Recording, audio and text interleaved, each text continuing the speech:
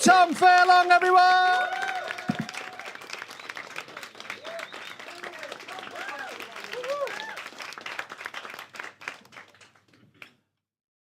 Nice one. It's been a long time since I've been on stage. It's been about 3 years.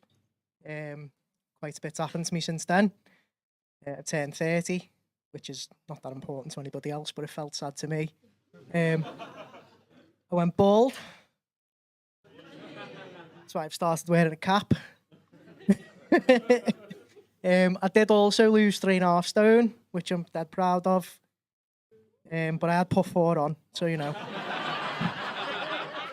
I'm not quite there yet, but you know, we're almost at pre-pandemic weight and we keep counting those calories, so we'll see what happens. One thing I did do during sort of my hiatus, I guess you'd call it, is I got one of them VR headsets. Has anyone played one? With like, it's like world, it's mad. And I started taking it a bit too seriously. I take edibles quite a lot, and then when you get really high and you start playing 18 rounds of golf and you forget you're in your front room and you're not, you know, on fucking one of the golf courses.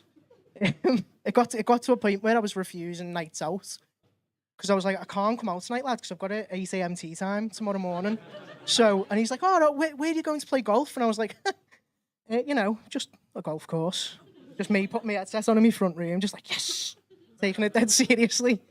And I also started playing this boxing game on it, and I started to think I could box.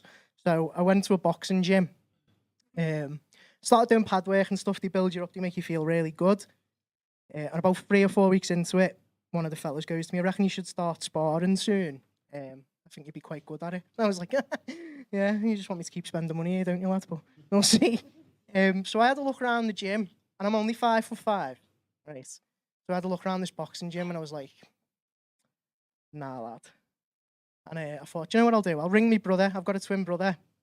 I said to him, do you fancy having a spar in the gym? And you'd be surprised to hear that he was well fucking up for it. So we set a date for it. Gave ourselves some time to train and whatever. And I'd already been taking it pretty seriously. But when you get beat up by your brother every day till you're 15, you take it a bit more seriously again. So I was like really getting into it. I was asking mates to come and start like punching me to get me getting used to getting hit and stuff. And then I was like, right, okay, I think I'm good. We set a date, and you know, the night before, I've done all the right things. I watched the Rocky anthology, felt great about myself. I woke up in the morning and drank a raw egg, because they all do that in the movies, don't they? And that makes them look hard, so I thought I'd try that. And then I put my dressing gown on, put my hood up. And I was walking down to the gym, and I've got Eye of the Tiger playing in my AirPods, just like, dun, dun, dun, dun. I was like, oh, I'm gonna kick his head in, I can't wait. So I get to the gym, he's struggling to put his boxing gloves on, good sign for me. And then, you know, he looks at me and he's like, he doesn't look that stressed about it, considering I've done loads of training, and that was a bit of a concern. So I just thought, you know what, he's just trying to put a performance on, they all do that.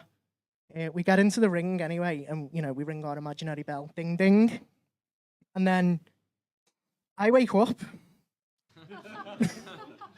And I originally thought I'd dreamt the whole thing. Do you know them scenes in movies where they've been in, like, they've passed out and they start to wake up and everything comes into focus and there's all these smiling, happy family members around them like, oh, I'm so glad you're okay. I had my brother just being like, you all right, lads? Yeah?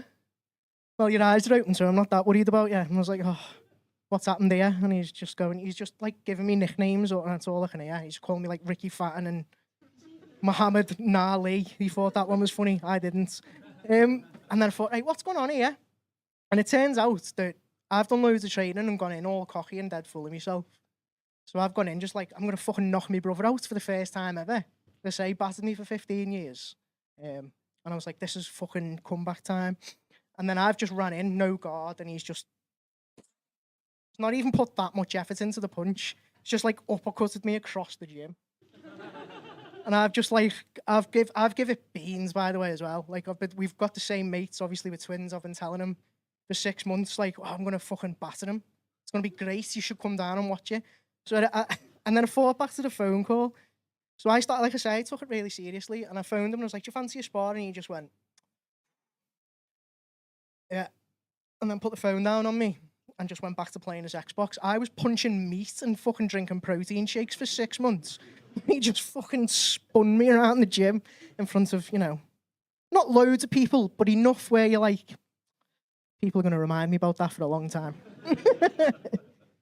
And like with the edibles, I mentioned it briefly before. I did a gig a few years ago. It was my own gig. I hosted a comedy night. Dean was on that night. He was actually me saving grace. It was the first time I'd really dabbled with anything. So I had a cookie about 20 minutes before I got to the venue.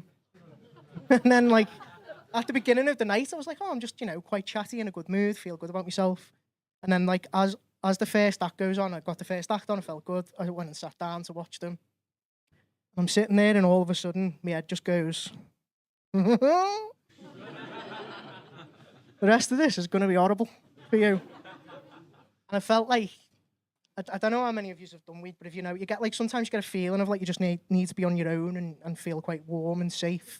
And I had this hoodie on that was like a comedy night hoodie, and I wore it to try and promote the night, but it turned into like my little safety blanket. So as this act's on stage, I'm just going back on to like Dean's been doing tonight in between, just bring an act off, bring an act on. And I'm staring out the window while this act's on stage. I've got no idea how long he's done, when he needs to come off. And I've just put my hood up and my hands in like the pocket, and I'm just staring through the window outside, just like...